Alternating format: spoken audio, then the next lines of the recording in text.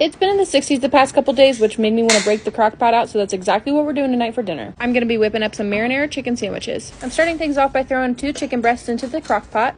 They can be frozen or thawed, it doesn't really matter. I'm seasoning both sides with salt, pepper, garlic and onion powder, Italian seasoning, red pepper flakes, and some minced garlic. Throw in a jar of your favorite marinara sauce, a tiny bit of broth. You can either cook on high for 3 hours or low for 5 hours. Shred your chicken up, then add about a 1/4 cup of Parmesan cheese and mix that in. Next, we're gonna prep our bread. Preheat your oven 400 degrees, and I'm spreading this garlic spread on both sides of the bread. Then we're gonna throw our bread in the oven until toasted. Once it's ready, take your chicken mixture and put it on the bread. Throw in some provolone and then throw that back in the oven to melt. This is such a simple recipe, but so delicious. I mean, come on, just look at that. And seriously, guys, the cheese pull on this was insane. Enjoy and happy crockpot season.